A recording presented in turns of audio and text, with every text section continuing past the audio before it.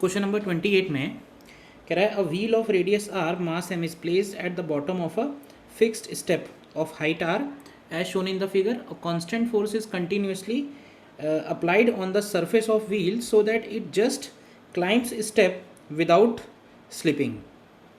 Consider the torque about an axis normal to the plane of paper and passing through point Q. Which of the following options is are correct? अब देखो, एक तो इस question में थोड़े से confusion है. कन्फ्यूजिंग क्वेश्चन ये इस हिसाब से है, इसमें दो तीन चीज़ें कन्फ्यूजिंग है. एक तो कन्फ्यूजन ये है, इसने बोला कि a constant force is continuously applied on the surface.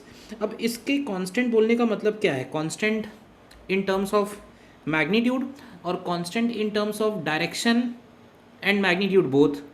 अब अगर ये कांस्टेंट का मतलब हम लोग निकालें डायरेक्शन एंड मैग्नीट्यूड बोथ, तो अब ये आता है कि डायरेक्शन, जैसे पहला वाला ऑप्शन में कह रहा है कि force is applied normal to the circumference at point P. तो अगर कह रहा है कि इस पॉइंट पे अगर हम फोर्स लगा रहे हैं तो इसका टॉर्क क्यू पॉइंट के अबाउट ज़ीरो है. तो ये ऑप्शन वैसे तो सही लगेगा क्योंकि क्यू पॉइंट के अबाउट इसका ऑप्शन ज़ीरो आएगा. लेकिन फिर इस केस में ना ये व्हील ऊपर नहीं चढ़ पाएगा. व्हील ऊपर चढ़ाने के लिए कोई भी टॉर्क इसके ऊपर नहीं है क्यू पॉइंट के अबाउट, जबकि क्वेश्चन में लिखा है कि इट जस्ट क्लाइम्स अप. तो बहुत सारे कन्फ्यूजन है इस क्वेश्चन में, तो इसीलिए बहुत थोड़ा आईआईटी ने आंसर भी मल्टीपल सेलेक्ट किए हैं, पता नहीं किस हिसाब से, बट मेरे हिसाब से देखा जाए तो सिर्फ एक ही ऑप्शन इसमें सही आएगा, ऑप्शन ए, जिसमें ये बोल रहा है कि force is applied normal to the circumference then torque is zero.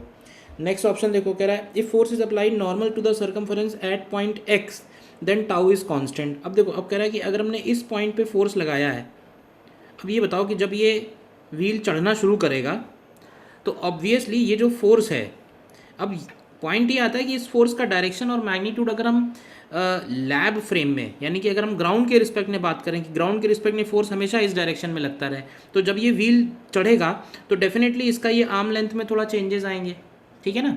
तो आर्म लेंथ में चेंजेस आएंगे तो उसका टॉर्क भी चेंज होगा. टॉर्क चेंज होगा तो हम ये तो नहीं बोल सकते कि टॉर्क कांस्टेंट रहेगा.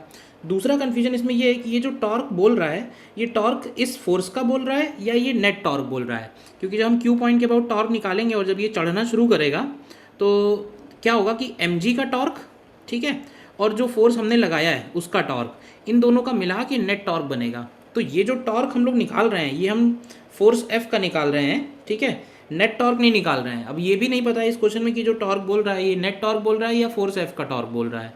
तो बहुत सारे कन्फ्यूजन थे उस क्वेश्चन में. नॉर्मली ऐसा कन्फ्यूजन वाला क्वेश्चन है तो तुरंत छोड़ के इस नेक्स्ट क्वेश्चन में आगे बढ़ जाओ, बेस्ट वही रहता है.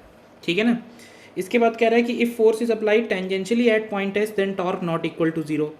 तो देखो, ये तो सही है कि अगर हम यहाँ पे टेंजेंशियली फोर्स लगाते हैं तो टॉर्क की वैल्यू नॉन जीरो आएगी. अगर हम इसी फोर्स का टॉर्क निकाल रहे हैं तो एफ इंटू आर बनेगा.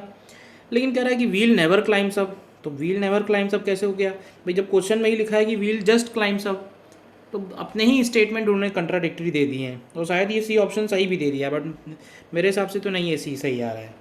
फिर कह रहा है if the force is applied at point P tangentially then torque decreases continuously as wheel climbs.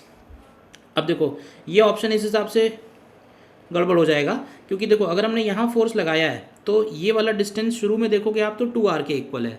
लेकिन ये जैसे जैसे ये आगे बढ़ेगा, जैसे जैसे ये आगे बढ़ेगा तो इस P पॉइंट पे अगर हम ये मानते हैं कि फोर्स P पॉइंट पे हमेशा टेंजेंशियल लगेगा.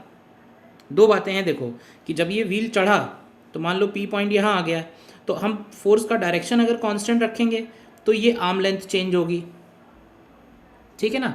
और अगर हम ये मान लें कि जो फोर्स F है वो हमेशा इस तरह से है कि P पॉइंट पे टेंजेंशियली ही लग रहा है, तो उस केस में इसका फोर्स कांस्टेंट आएगा. तो ये ऑप्शन भी एम्बिगुअस हो गया. आर्म लेंथ चेंज भी हो रही है और कांस्टेंट भी हो रही है. तो डिपेंडिंग ऑन कि F को क्या लेना है, constant in magnitude and direction और constant in magnitude and direction with respect to wheel. तो बहुत सारा कन्फ्यूजन है, ज़्यादा इसमें नहीं दिमाग लगाओ.